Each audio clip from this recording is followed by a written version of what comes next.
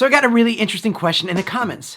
Which would I recommend? The Ulanzi GoQuick quick release system or the SnapMount? And I thought, hey, that's a really great question. So let's dive into these and see which one is the better buy.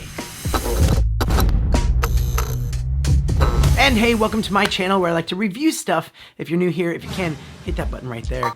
That would be awesome. And also, if you can reach it, there's this one right here that also makes a huge difference in what I do.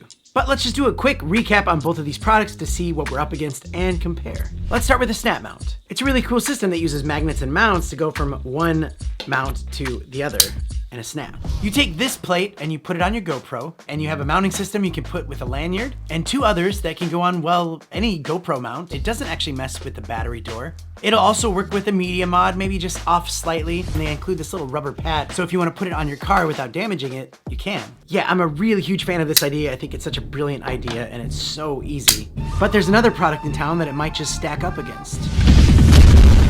This is the GoQuick quick release system from Ulanzi. This is where you have the attachment already mounted on the GoPro, and the other one's just waiting to go. Just a quick drop in and twist. Whether it's a normal screw thread mount, GoPro mount, quick release buckle, and even their own extendable tripod.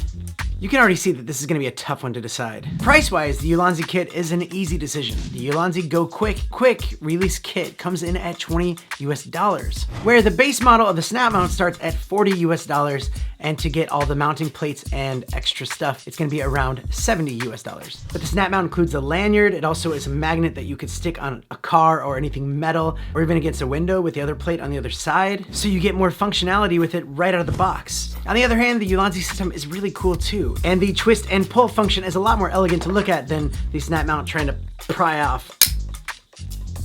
I'm making that look harder than it is.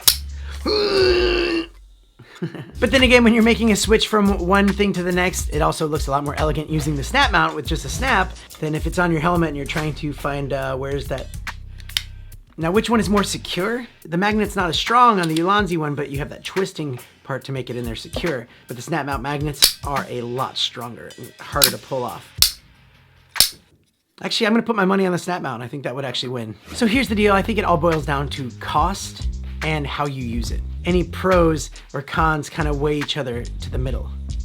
Does that make sense? So all I can say is links in the description. If you're interested in one of these products, go check them out. I really like them both, and I thought by the end of the video I would have a clear winner. But I will say that whatever you choose, depending on how you use it, you're gonna be happy with your choice.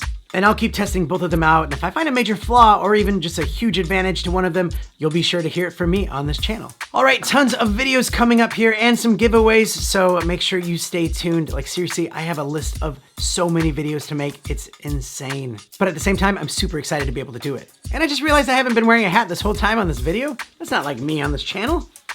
If you want some more behind the scenes of my channel, make sure you become a member. I'm doing a lot of really cool stuff there for my members only, and you should be sure to check that out. Also, make sure you check out my weekly podcast, Tech is Hard. It's very cool. You know, just click that right there. You can click right there and subscribe, unless you're watching on a TV. And if you're watching on TV, yeah, just pick up your phone and search on YouTube, Tech is Hard.